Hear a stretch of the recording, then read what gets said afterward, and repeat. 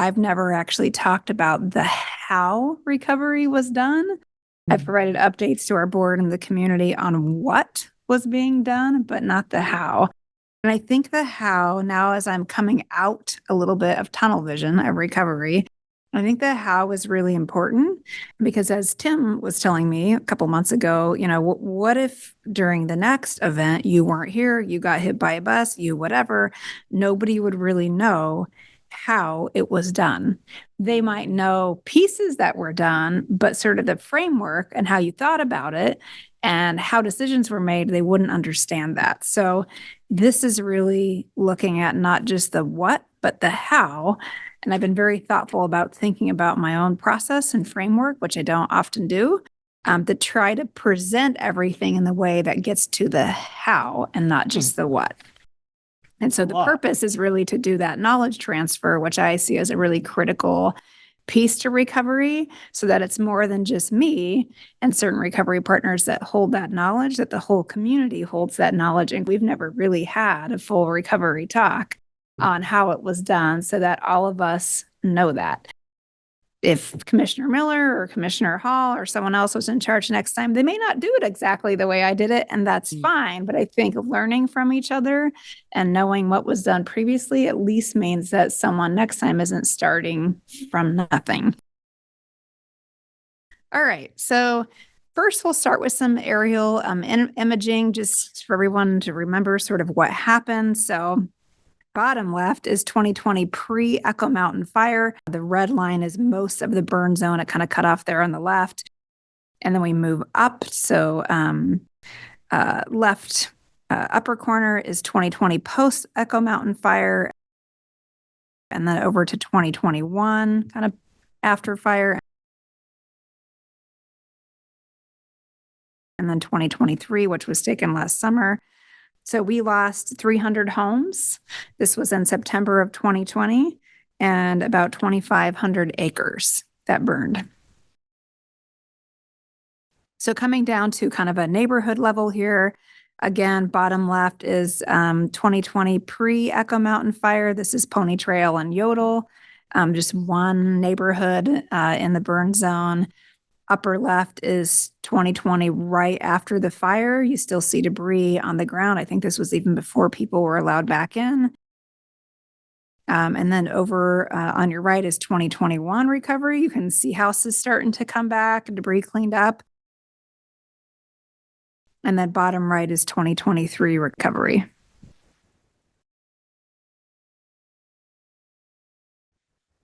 The next image is some data that GIS did for me. Thank you, Lincoln County GIS.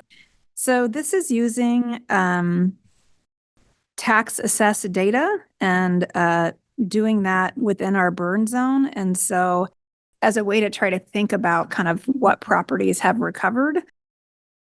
So it kind of goes by year, but the blue properties, the properties that are kind of in blue, are ones that there really has been no tax assessment data change since the fire. So that gives us some idea that there really hasn't been recovery there. There's a variety of reasons why there not be recovery, why people haven't rebuilt homes. Economic is probably one of the major reasons that people were uninsured or underinsured, but there's other reasons too. Some people are maybe self-building and kind of financing as they're going and taking longer. People's living situations also may have changed during that time. Some people decide to move. Some people might need a different living arrangement than what they needed at the time. So now getting into kind of the recovery efforts. So first of all, what is disaster recovery? I think it's important to define it. This is directly off the FEMA website, which I don't entirely love, but that's the definition. Disaster recovery is really different from response. So response is really that immediate first responders going in, evacuation, making sure everyone's safe. And even to some degree, the sort of debris cleanup and stuff is still part of that response. Recovery, especially long-term recovery, is something that typically takes place within the 2 to 7 year range after an initial event. And talking to our friends sort of in the Paradise area in California, they told us we were likely in the 5 to 7 year mark for recovery, and we're coming into September at 4. So we're still in that long-term recovery place. couple of caveats here before I get into sort of the programming and the how. This is not like a comprehensive presentation of every single recovery effort that was done. And the county was not the only partner doing all this work.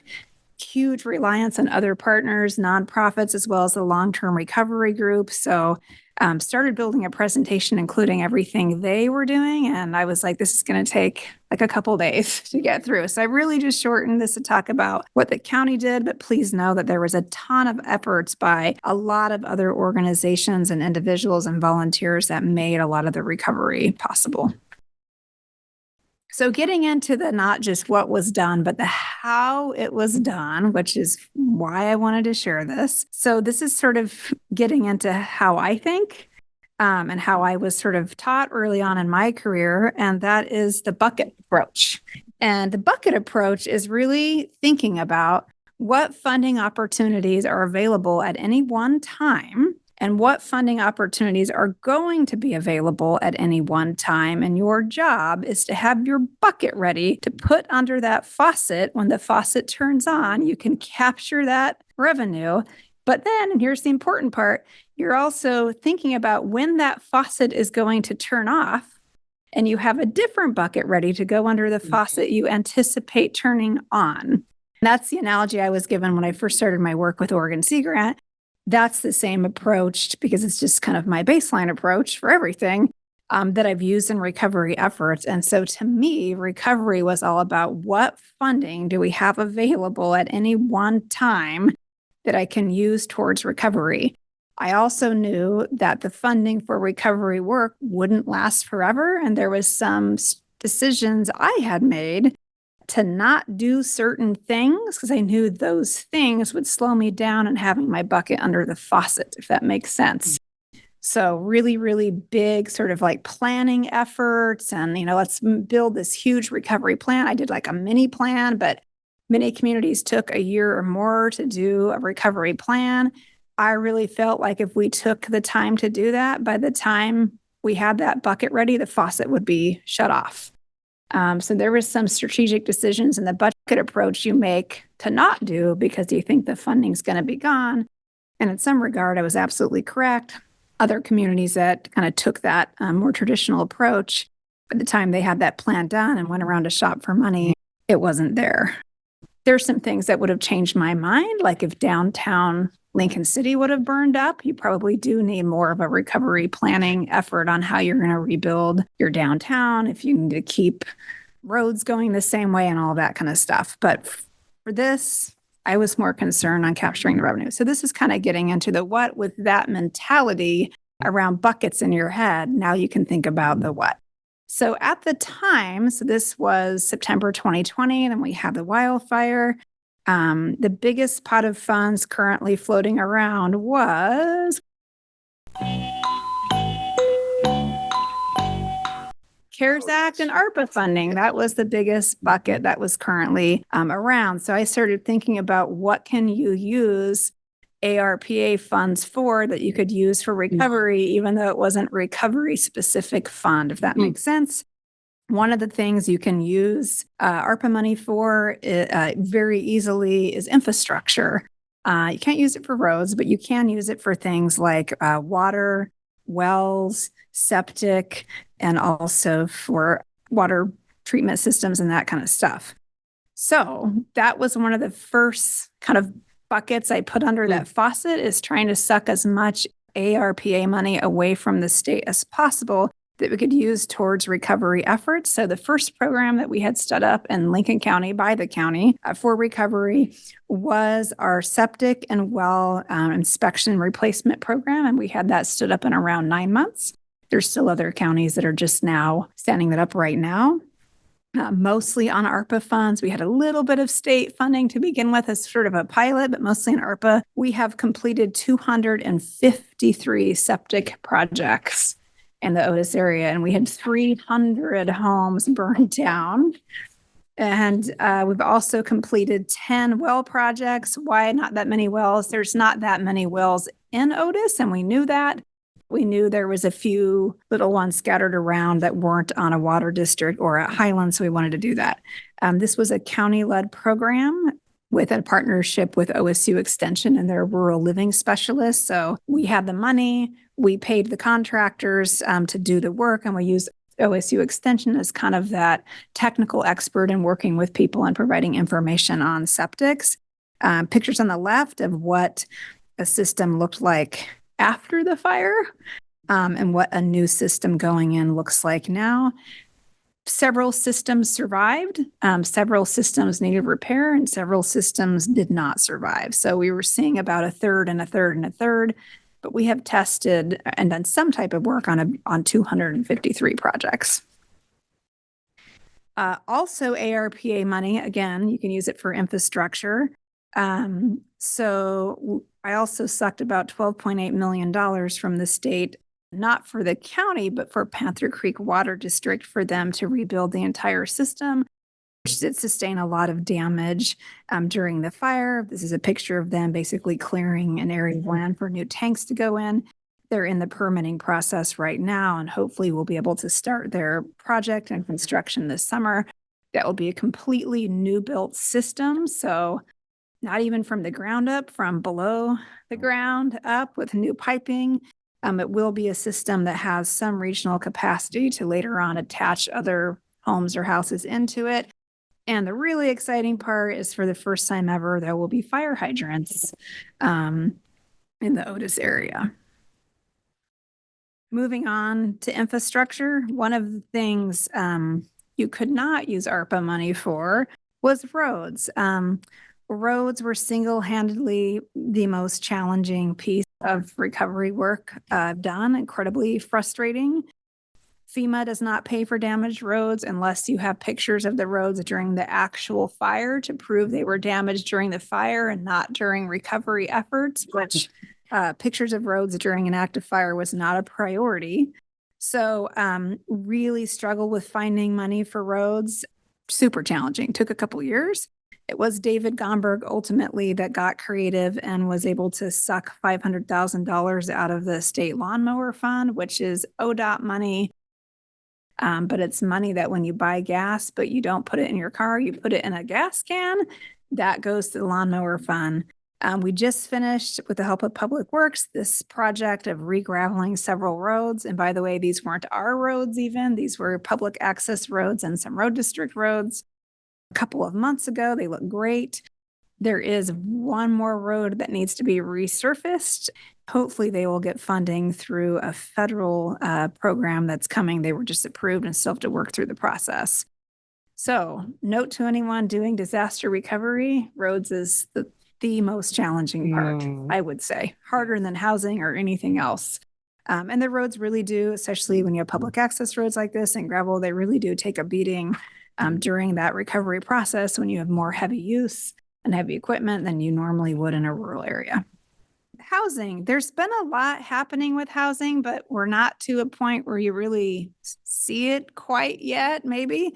So of course, there's been many people that have rebuilt their own homes, but we also had opportunities to build housing for survivors. And even though we lost 300 homes, that number isn't really how many people we had that lost housing. That was workforce housing. We had a lot of people maybe living in RVs on people's property. We had households that had more than one family in that house and that sort of situation. So we certainly had more than 300 households that were affected by the fire. So one of the first projects that got funded was Wacoma Place. This was federal money that came through Oregon Housing and Community Services and then passed on to the Housing Authority of Lincoln County. It is 44 units, and it is opening in June 2024. It is affordable housing. Wildfire survivors basically get the first right of refusal for getting apartments here. Second one is Depot Bay Townhomes, another Housing Authority of Lincoln County project. This is state funded by money the legislature gave Oregon Housing and Community Services. It's headed to permitting, and it will be 12 townhome units that will be rentals. We also have a tiny home village that Northwest Coastal Housing is doing. Was supposed to originally be transitional, but 4 years later, we finally have the contract in place with the state. So maybe not transitional in the way we thought, but still there. It will be 12 units. Again, a tiny home village. It is state money, and that will be in Lincoln City. We also have several individual homes, single family homes. Northwest Coastal Housing has one they are developing. It was actually on a tax foreclosed lot that we donated to them way before the fire. Habitat Humanity is developing one. Also on a tax foreclosed lot we gave them slightly after the fire. Lincoln County has actually done 3 that we use state funds to purchase and then donate to Habitat. We donated those several months ago, and 1 is owner occupied, and the 2 other are very close, is my understanding. We also have 1 that we are in the middle of developing right now that then will be donated to Habitat. There's also money coming from the federal government through what's called the Community Development Block Grant, or CDBG, that will have both home ownership opportunities where we will be developing those opportunities for survivors to purchase at an affordable rate. And there's also going to be money for manufactured home replacement for people. So that is still sort of in process. So much other stuff. We had other money coming in through the state through our municipal wildfire assistance program. And we did a lot of different stuff to help the community through that. And here was just some of our favorites. So we did reimbursements to Panther Creek Community Center in Salmon River Grange, who stayed open for about 2.5 years as kind of a one-stop shop for clothing and food and household goods. We reimbursed them for all of their lights and utilities and that sort of thing, so that they could stay open and continue to do that, because a lot of them lost revenue doing this because they couldn't have bingo night and their spaghetti feed and all of those normal things that provides them revenue to stay open. We also did childcare stipends for survivor kids at the Lincoln City Rec Center and Kids Zone. We held a trauma-informed summer camp for kids several years ago. We paid for mental health response workers that were county employees that provided some of them years of service up in Otis working with survivors. The aerial survey imaging that's on these maps we paid for. Also immediate needs after the fire, things like realizing there's nowhere for anyone to go to the bathroom and there's no water up in the area when people were trying to work on their homes or clean up. So we had porta potties in the burn area we paid for years. We also provided defensible space vouchers. You don't think that after a fire there'd be much to burn, but there is, because there's a lot of trees and things that are taken down and left in place. We're still having some of this issue now, years later, with now a lot of debris loads still sitting around these brand new houses because they were never removed. And we also had support from many nonprofits doing wildfire recovery effort, including the Long-Term Recovery Group and others. So what's left?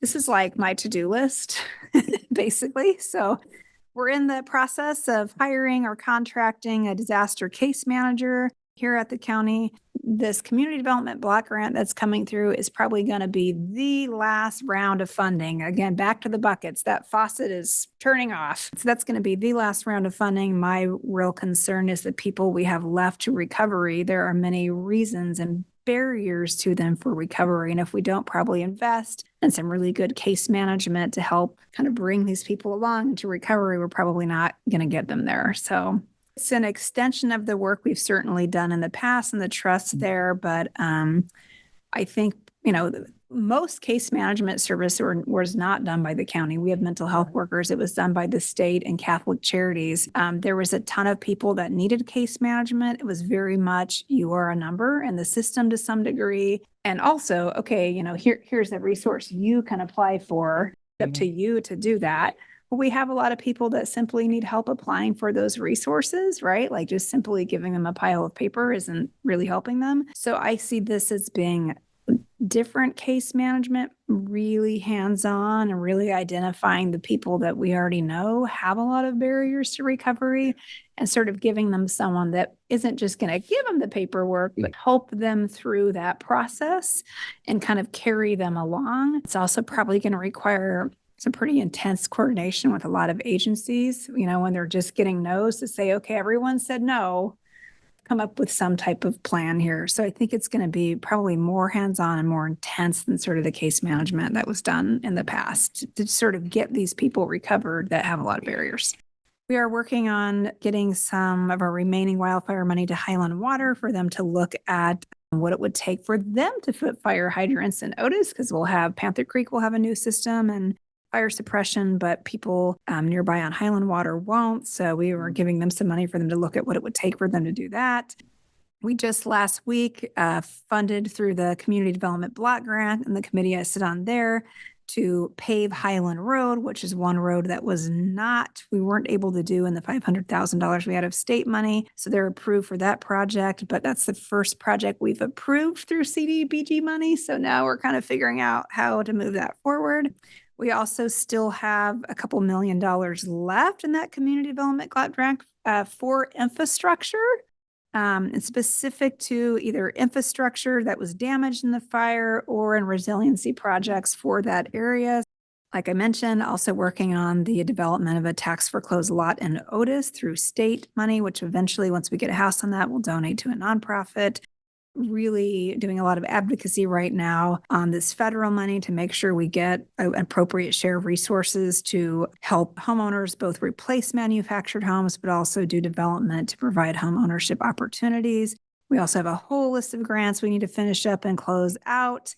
Still looking money for more debris removal in defensible space, and then capturing and discussing recovery efforts like we're doing here today, and then really working towards that resiliency piece, which making sure as a community we know how to do recovery is part of resiliency. Hindsight, there's a couple of things I would certainly do differently. One is immediately after the fire, I would have come to the board and said, even if we have to pull it out of reserves, I would have shoved as much money to legal aid as humanly possible, because what we learned too late is that, very few people qualify for FEMA assistance, and a lot of people are denied simply because they can't get through the paperwork. It's very challenging. I've never done FEMA paperwork before. And so they're denied. And then, there's an appeal process and that kind of stuff, but eventually that window closes, and legal aid got their own grant about 6 or 7 months in. It was after it was too late for new people to apply, but still in that appeal period. And I think having them work in the very beginning and take people's cases and walk them through that process would have helped a lot, would have helped a lot of people that have barriers to recovery in the beginning. I think the other big takeaway, again, back to the buckets, is most of the money wasn't wildfire recovery money. I think that's a really important tip to understand, is you have to look for the funding resources beyond what just happened and think about what the federal government and state government cares about at any one time. Yes, they cared about the fire, and that was certainly part of the funding that came in, but the bigger part was just other things that happened to be swirling around. And in the future, it may not be ARPA funds, it may be something else entirely that the government's caring about at that particular moment that you can capture. Thank you for listening today. I hope everyone thinks about this presentation, finds it thought-provoking, and thinks about recovery in their own communities in the future, as recovery is part of resiliency. I also want to again thank all of our community partners, state and federal agencies, and volunteers. Recovery is truly a team effort. It does take a village, and I appreciate all the efforts made by all of these groups and individuals towards recovery. I also want to acknowledge our wildfire survivors and say that we see you, we have not forgotten about you, and we continue to work on how we can help both you and your community recover. Thank you.